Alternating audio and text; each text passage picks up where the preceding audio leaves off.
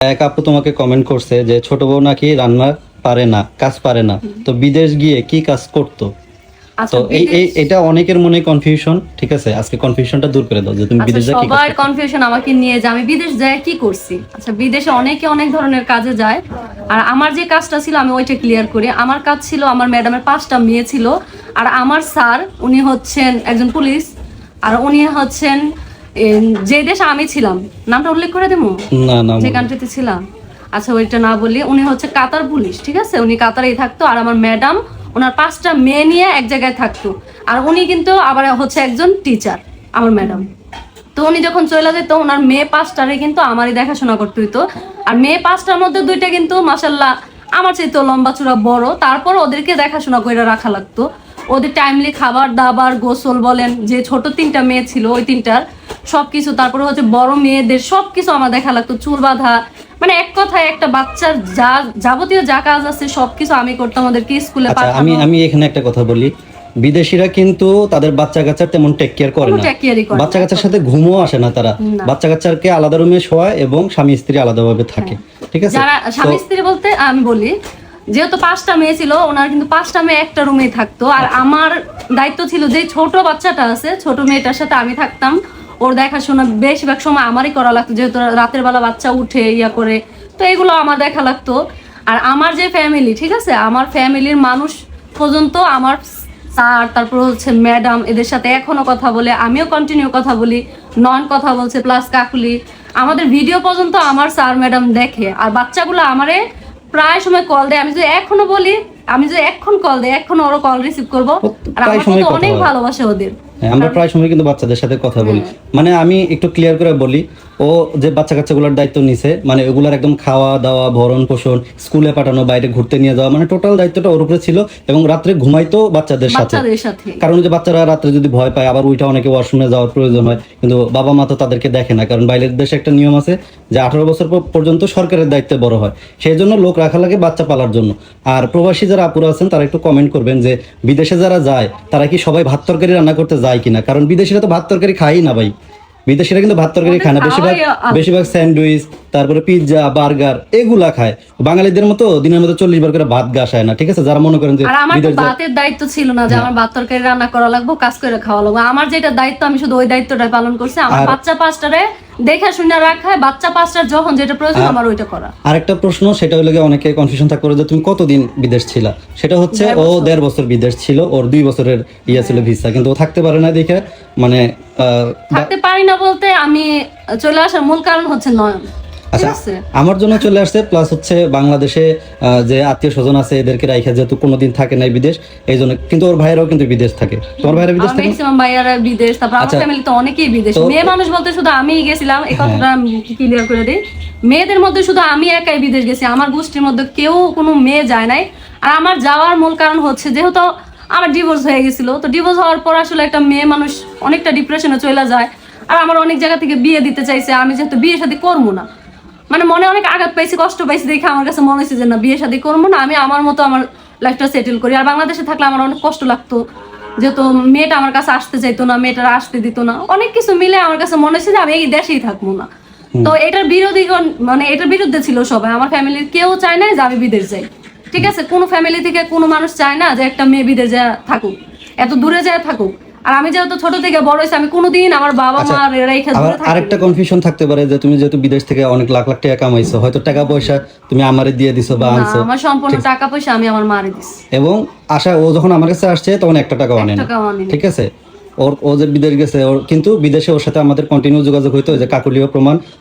আমরা কিন্তু maximum time যখন ফ্রি থাকতাম আমরা কিন্তু পূর্ণিমার সাথে কথা বলতাম, মেয়েদের সাথেও আমরা কথা বলতাম, এবং আমরা মানুষের সাথে মানে সম্পর্ক রাখতে পছন্দ করি, কারণ দেখা গেছে ওই যে মানুষের মতো না যে সবাই আইকাল্লা বাস দেয় বা এরকম কিছু না, আমরা চাই সবার সাথে আমাদের সুসম্পর্ক থাকুক, সেটা দেশি হোক বিদেশি হোক আর যেই হোক। আর আমার 5টা মেয়ে এত লক্ষ্মী ছিল কি বলবো, এখনো তাদের ছবি টবি আছে, যদি সোশ্যাল মিডিয়ায় দেওয়া যাইতো তাইলে অবশ্যই আমরা দিয়ে দিতাম, যদি দেওয়ার মতো হয়তো আমি দিতাম, কিন্তু দেওয়া যাবে না। আমার ম্যাডামের ছবি আছে, সবার সাথে আমার এখনো কথা হয়। আর আমার মেয়েগুলো এত লক্ষ্মী ছিল, আমার এতটাই ভালোবাসতো।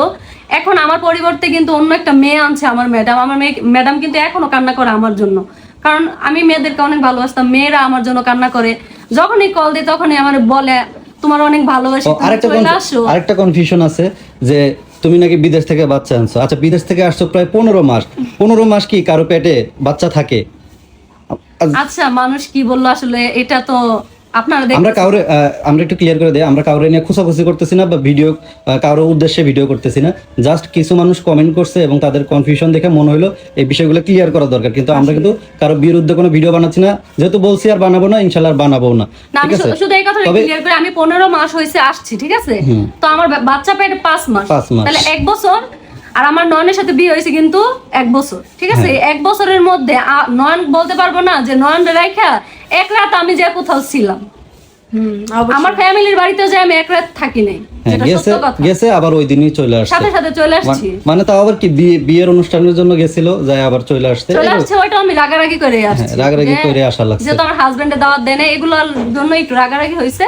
ওই রাগারাগি করে আমি সাথে সাথে চলে আসছি। তবে খুশির খবর হচ্ছে আমি এখন দাওয়াত পাইছি পূর্ণিমার বাবার বাড়িতে, ঠিক আছে? ওর বাবা হচ্ছে এয়ারপোর্টের পিছনে, মানে কি বলে এলাকাটার নাম, বাউনিয়াতে থাকে। তো আজকে ফোন দিছিল, ফোন দিয়ে বলতেছে যে তোমাদের 3 জনের দাওয়াত, তোমরা ঢাকায় আসো, আসলে ইনশাল্লাহ তোমাদের সাথে আড্ডা হবে, কথা হবে।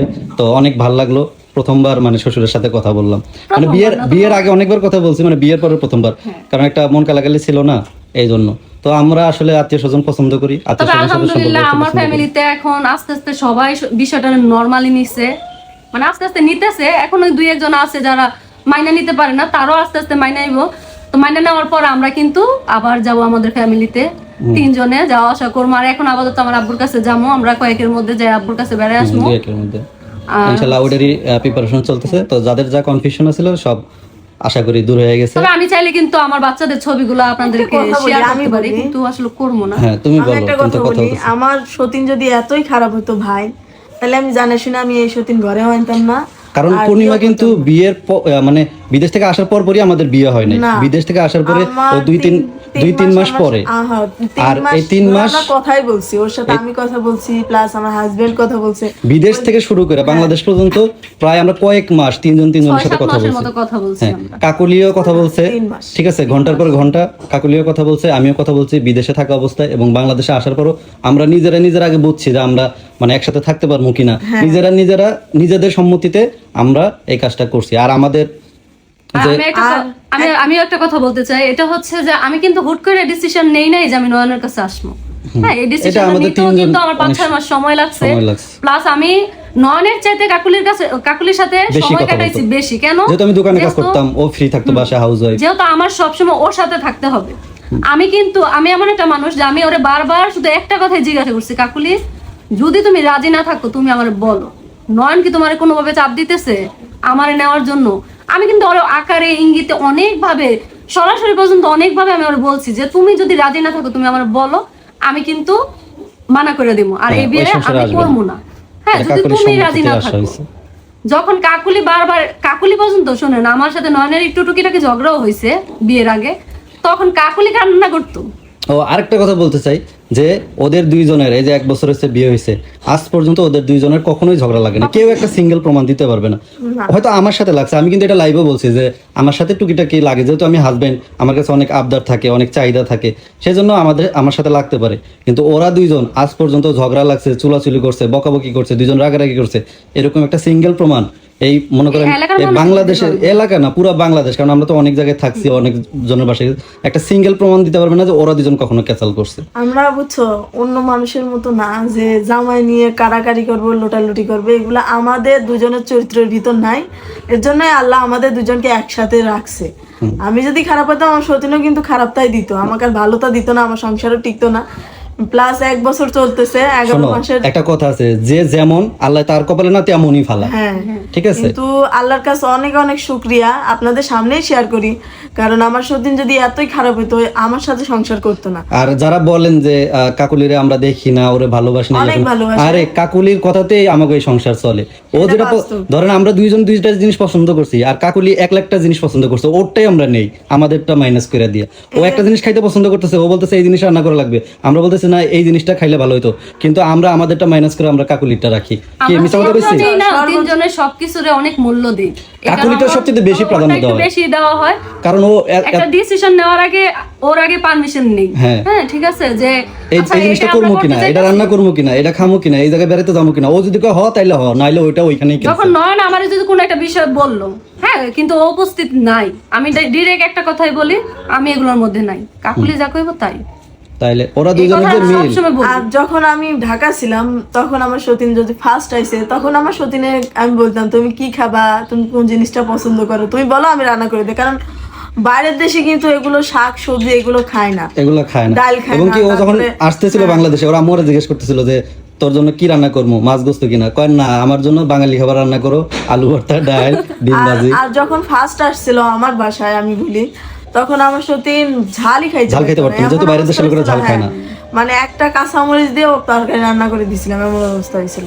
একটা কাঁচামরিচ দিয়ে তরকারি রান্না করছে, যেহেতু আমরা ঝাল খাই, ওরা তো ঝাল খাইতে পারতো না। এখন মশলা দিলে অনেক ঝাল খাইতে পারে, বোম্বাই মরিচ খাইতে পারে, তবে ওই সময় খাইতে পারতো না। পরে কাকুলি যখন দেখছে যে ও খাইতে পারে না, একটা দুইটা কাঁচামরিচ দিয়ে তরকারি রান্না করতো। এটা হচ্ছে একটা চ্যালেঞ্জ দিতে পারি, যে আমি চ্যালেঞ্জ দিতে পারি, মানুষ কি করলো না করলো, কি কমেন্ট করলো ওটা কোনো যায় আসে না। আমি একটা চ্যালেঞ্জ দিতে পারি যে আমার সতীন কোনো সময় খারাপ ছিল না, তার একটাই হলো মানে আছে, ব্লেম আছে যে ওই আরেকটা সংসার থেকে আসছে, আরেকটা সংসার করলো, ওটা হালাল ভাবে করছে, ঠিক আছে, অবৈধ না, জিনা করে নাই, বা ওই যে মানে ভাগ্যা যায় বয়ফ্রেন্ডের সাথে যায় বিয়া ছাড়া রাত কাটায় নাই। শোনো এই একটা ব্লেমই আছে তোমার, হালাল বিষয়ে কোনো ব্লেম নাই, না না এটা মানুষের ব্লেম দিতে আমি পারে। আমার অতীত নিয়ে কথা নাই বলি, হ্যাঁ অতীত বাদ, আমার বর্তমানে আমি কই হালাল জিনিস কখনো ব্লেম হয় না। ব্লেম কোনটা, যে জামাই থুইয়া আরেক বেটার লগে থাকে, বা বিয়ের আগে অবৈধ সম্পর্ক ছিল, বয়ফ্রেন্ডের সাথে ছিল, এইটা ব্লেম। কিন্তু সে বিয়ে করা অবস্থায় সে ওইটা বৈধ একটা সম্পর্কে ছিল, এখন যে আছে এখনো এখনো বৈধ সম্পর্কেই সে আছে, ঠিক আছে।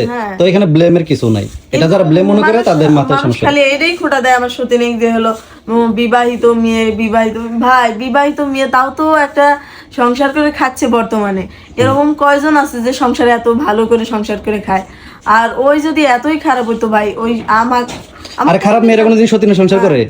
খারাপ মেয়েরা, এই যে বাংলাদেশে যারা খারাপ মেয়েরা আছে যাদেরকে আমরা চিনি, তারা সতীনের সংসার করতে পারবে তোমার মনে হয়? না, সতীনের সংসার ভালো মেয়েরাই করে, খারাপ মেয়েরা কোনোদিন সতীনের সংসার করতে পারবে না। আমি মনে করি আমার সংসারে এই যে আমি যেটা বলি সেটাই, মানুষ অনেকেই বলে যে বড়াপু তুমি এই কাজটা করলা, পরবর্তী টাইমে তুমি চলে যাবা, তারপরে তুমি এরকম অনলাইন জগতে আসতে পারবে না।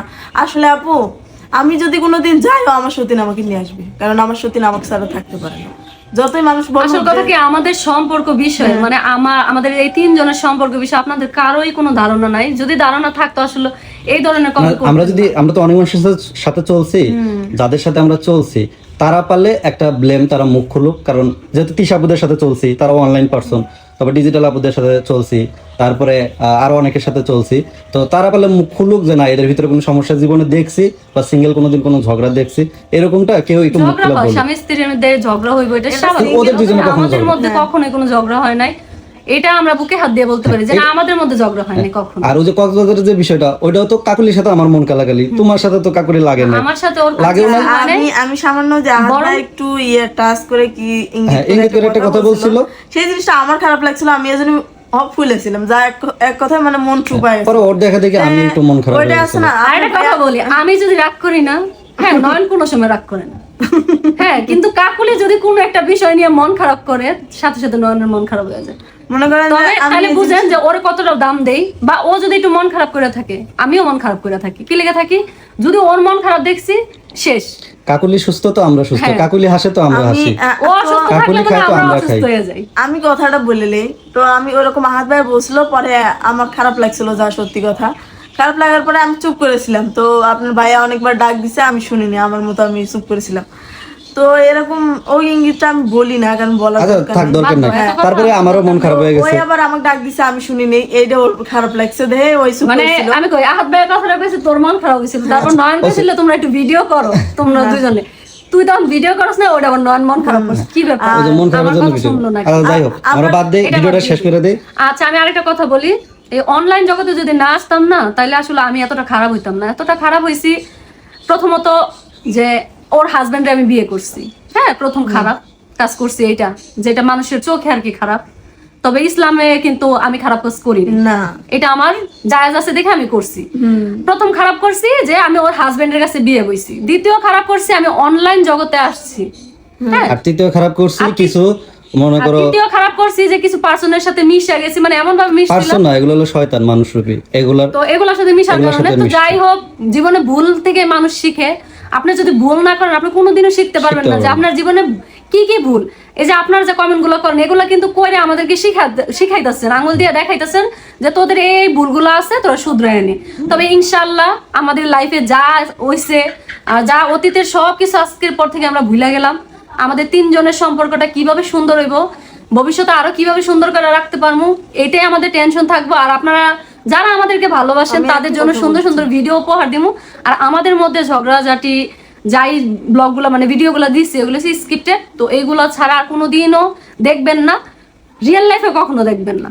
একটা কথা বলি, আমি একটা মেয়ে কি কখনো চায় যে খারাপ একটা মেয়েকে ঘরের ভিতর নিয়ে আসা? এটা কখনো না, সম্ভব? ধর না আমি খারাপ, আচ্ছা আমি একটা কথা বলি, আমি খুব খারাপ, তো ও তো একটা ভালো কাজ করছে যে একটা খারাপ মেয়েরে একটা ভালো লাইফ দিছে, এটার জন্য তো আল্লাহ ওরে উপহার দিব মৃত্যুর পর। কি লিখে দিব যে একটা খারাপ মেয়েরে যে ভালো পথে আনতে পারছে, এটা লাগে আমার হাজবেন্ডও তবে পুরস্কার পাইবো। আমাকে একটা গুণ আছে, আমরা খারাপরে খারাপ বলি, ভালোরে ভালো। যেমন ওরা যে সতীনের সংসার করতেছে বা স্বামীর সংসারে আসছে, এটা ভালো কাজ, এটা ভালো বলে। অনেকে বলে তাহলে ভিডিও করেন কে, তো ভিডিও করা এটা খারাপ কাজ, এটা আমরা স্বীকার করি। হ্যাঁ, ব্লগিং করা, তারপরে হইতেছে যে বউয়ের চেহারা দেখানো, এগুলো খারাপ। খারাপটারে খারাপ বলি, ভালোটারে ভালো একটা বলি। মানুষ যদি খারাপ ওই মানুষটা কি কখনোই ভালো হইতে পারে না? আল্লাহর কাছে আচ্ছা, আমি যাই বলি, হোক। বুঝছো, যে আল্লাহর কাছে আমি বলি যে আল্লাহ আমার সতীন তো তুমি দেখেই দিছো, তাই না?